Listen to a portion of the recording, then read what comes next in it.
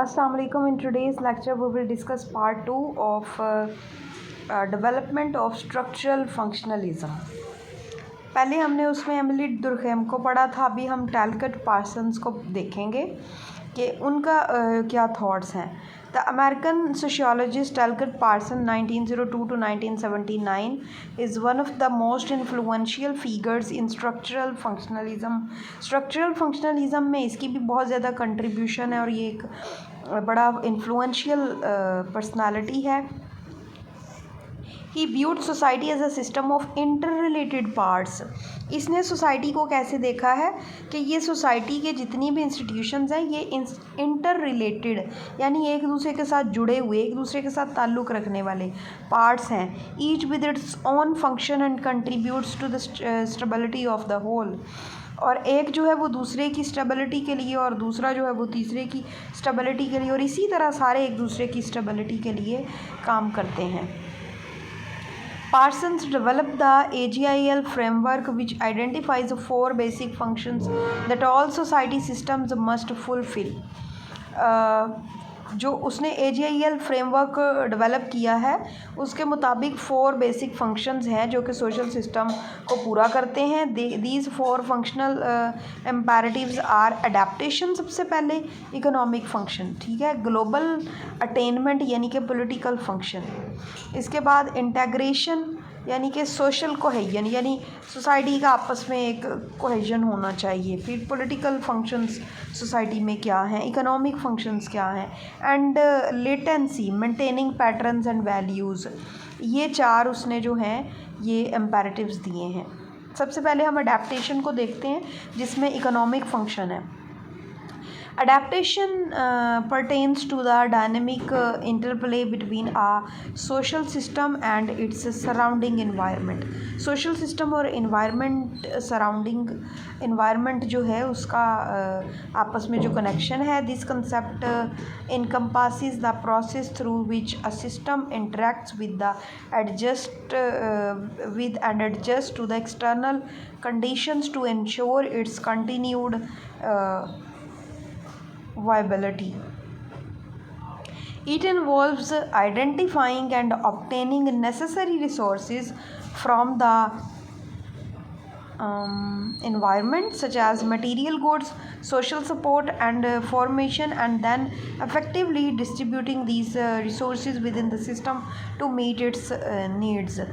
यानी वो कहता है कि डिफरेंट चीज़ें जो हैं उनको रिसोर्सेज जो हैं उनको इस्तेमाल में लाना, जैसे कि हमारा एनवायरनमेंट है, मटेरियल गुड्स हैं, अब एक दूसरों की सपोर्ट करना, उनको हर चीज़ में जो है वो गाइड करना एंड इंफॉर्मेशन जो है उसको शेयर करना, और फिर उसके बाद ये सारे जो रिसोर्सेज हैं इनको लोगों के दरमियान इनकी डिस्ट्रीब्यूशन करना ताकि सोसाइटी का जो सिस्टम है वो चल सके. Adaptation is crucial for maintaining the equilibrium of the system as it enables the system to respond to environmental changes, challenges and opportunities.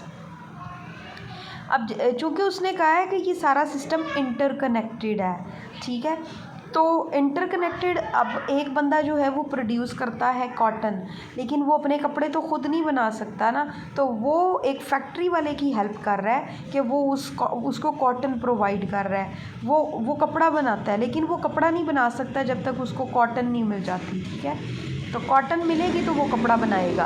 अब इसी तरह हर चीज़ जो है उसके लिए कुछ रॉ मटेरियल्स चाहिए होते हैं, तो कोई ना कोई बंदा उसको वो हर बंदे को प्रोवाइड कर रहा होता है. जैसे कि अगर बिस्किट्स बनाने वाले, ब्रेड बनाने वाले हैं, अगर उनको मैदा ना मिले या उनको आटा ना मिले, अगर उनको अंडे ना मिले, शुगर ना मिले, शुगर जो है वो गन्ने के बगैर नहीं, और गन्ना एक फार्मर प्रोड्यूस करता है, तो हर जो इंस्टीट्यूट है, हर वो जो चीज़ है, वो रिसोर्स है, वो दूसरे के साथ कनेक्टेड है. इसी तरह गन्ना जो है उसको प्रोड्यूस करने के लिए जो चीज़ें चाहिए वो अगर ना प्रोड्यूस हों तो फिर गन्ना कैसे प्रोड्यूस करेंगे. तो इस तरह वो कहता है कि हर चीज़ जो है अडेप्टेबिलिटी क्या है कि एक दूसरे के ऊपर रिलाई करती है, एक दूसरे की स्टेबिलिटी के लिए हर चीज़ जो है वो इम्पॉर्टेंट है. नेक्स्ट हमारे पास है goal attainment. Goal attainment refers to the process and mechanism through which a social system identifies, sets and achieves its objectives. वो सारा मैकेनिज़्म जिसके ज़रिए लोग जो है, सोसाइटी जो है वो अपनी चीज़ों को आइडेंटिफाई करती है, अपने गोल्स को सेट करती है, उनको अचीव करती है, और ये सारा जो सिस्टम है, ठीक है। This concept encompasses not only the establishment of specific goals but also the mobilization and coordination of members within the system to work towards these goals। वही बात आ जाती है कि एक बंदा जो है उसने अपने गोल सेट किए हैं कि उसने क्या करना है, लेकिन उस गोल को सेट करने के लिए उसको बहुत से लोगों की हेल्प की ज़रूरत पड़ेगी, बहुत सी चीज़ों की ज़रूरत पड़ेगी जो कि वो खुद प्रोड्यूस नहीं कर सकता, बहुत सी चीज़ें वो खुद नहीं कर सकता। तो इस तरह सोसाइटी जो है वो एक दूसरे के ऊपर डिपेंड करती है। गोल अटेनमेंट के लिए उसे बहुत सी चीज़ें चाहिए होती हैं। Effective goal attainment requires a structured approach to determining priorities, allocating resources and advising strategies for achieving desired outcomes। आपने जो गोल सेट किया है उसको आपने अगर हासिल करना है तो आपने सबसे पहले अपनी प्रायोरिटीज़ भी सेट करनी है कि उस गोल को पूरा करने के लिए आपको कौन सी चीज़ों को प्रायोरिटाइज़ करना है, कौन सी चीज़ें आपके लिए ज़्यादा ज़रूरी हैं जो आपके गोल को पूरा करेंगी। फिर आप उन प्रायोरिटीज़ की बेस पे एलोकेट करते हैं रिसोर्सेज को, यानी किस चीज़ पे कितने रिसोर्सेज आपने लगाने हैं। फिर आप स्ट्रेटजी बनाते हैं, आप वो वे ऑफ वर्किंग बनाते हैं जिस तरीके से आपने अपने गोल को अचीव करना है ताकि आपकी मर्ज़ी के जो रिज़ल्ट्स हैं वो आपको मिल सकें। In a sociological context these processes are often institutionalised through political systems.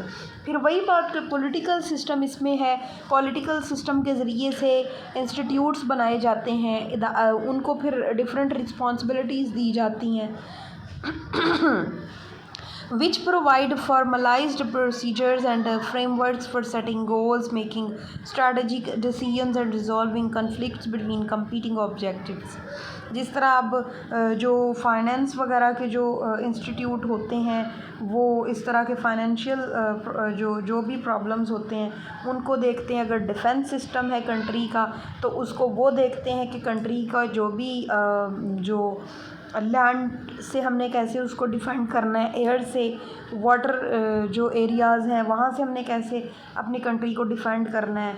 अगर हेल्थ की जो इंस्टीट्यूट्स हैं वो देखते हैं कि हम अपने मुल्क में अगर कोई भी बीमारियां हैं तो उनके साथ कैसे कॉम्बैट करना है।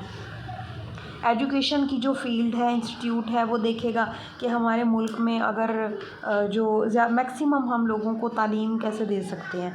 तो ये सारी चीज़ें जो हैं ये इस तरह से इंस्टीट्यूशनलाइज किया जाता है इनको। नेक्स्ट हमारे पास है इंटीग्रेशन।